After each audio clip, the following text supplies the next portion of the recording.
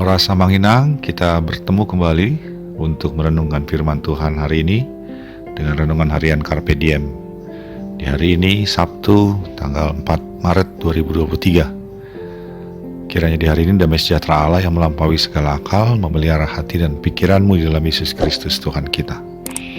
Mari kita mulai renungan firman Tuhan hari ini dengan bernyanyi buku Endi nomor 104 bait yang ke-6.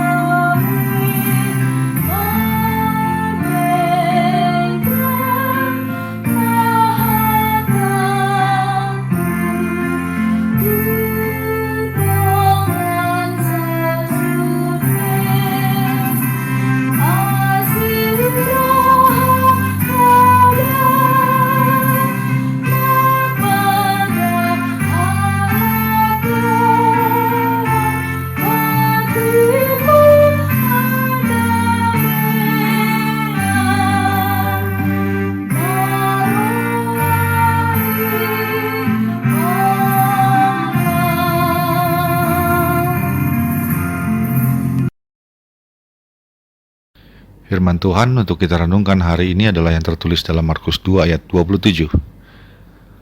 Lalu kata Yesus kepada mereka, hari Sabat diadakan untuk manusia, dan bukan manusia untuk hari Sabat. Demikianlah firman Tuhan.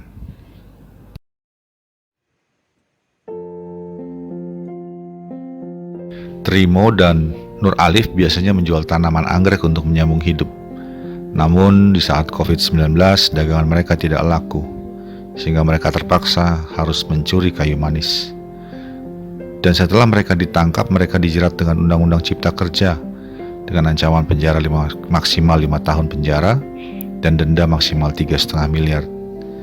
Atas pertimbangan hati nurani bahwa mereka adalah orang yang tidak mampu secara ekonomi dan mencuri adalah usaha terakhir untuk dapat menyambung hidup, Kejaksaan Agung Temanggung dan pemilik kayu manis yang dicuri mereka menyepakati bahwa persoalan hukum mereka diselesaikan dengan restoratif justice.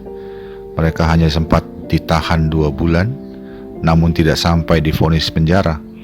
Mereka dibebaskan dan kasusnya ditutup, sehingga mereka dapat pemulihan, keadilan, dan kehidupan mereka pun dipulihkan kembali.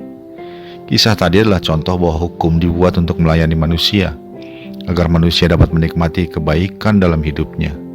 Jadi tidak semua kasus disamaratakan penindakannya.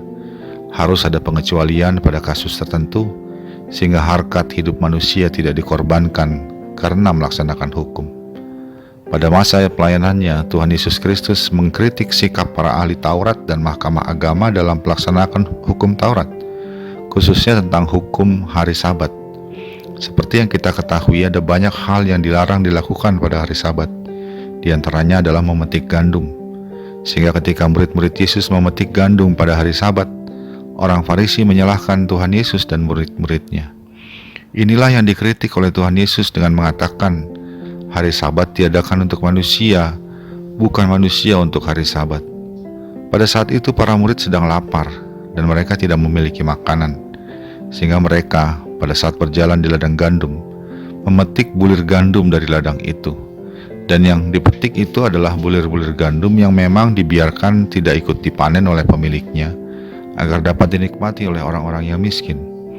Jika sejumlah larangan di hari Sabat yang notabene dibuat manusia ditetapkan atau diterapkan secara kaku, maka para murid akan mengalami masalah karena kelaparan. Itulah bentuk dari konsep manusia untuk hari Sabat. Padahal sesungguhnya hari Sabat diadakan untuk melayani manusia, agar manusia tidak terus-menerus bekerja, harus memberi waktu untuk istirahat, bukan untuk membuat manusia menjadi mati karena kelaparan. Sahabat Carpe Diem yang dikasihi Tuhan, Apa yang dilakukan Yesus dengan mengatakan bahwa hari Sabat diadakan untuk manusia adalah untuk mengangkat kembali harkat manusia, bahwa nilai manusia lebih berharga daripada hukum, apalagi yang diadakan oleh manusia sendiri. Dan usaha mengembalikan harkat manusia menjadi insan yang berharga itu disempurnakan oleh Yesus dengan mati di kayu salib, agar manusia dibebaskan dari kuasa dan perbudakan dosa. Dengan demikian firman Tuhan hari ini meminta kita sebagai manusia yang telah dikembalikan harkatnya melalui pengorbanan Yesus untuk menghargai sesama kita. Janganlah insan manusia yang telah ditinggikan harkatnya oleh Yesus Kristus direndahkan oleh sikap kita terhadap mereka. Karena itu, sudahkah kita ikut mengangkat harkat sesama kita? Atau paling tidak menjaga harkat mereka sebagai yang dikasihi Kristus? Amin.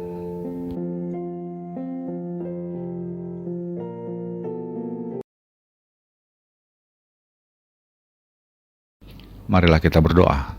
Ya Allah, terima kasih Engkau telah mengangkat harkat kami dari kubangan dosa menjadi insan yang Engkau kasihi. Kiranya Engkau menolong kami juga untuk mengangkat harkat sesama kami dan berusaha untuk menjaga harkat mereka, karena mereka adalah juga insan yang Engkau kasihi. Dalam Yesus Kristus kami berdoa. Amin. Kasih karunia dari Tuhan kita Yesus Kristus, anugerah dari Allah Bapa kita, dalam persekutuan dengan Roh Kudus menyertai engkau sekalian. Amin.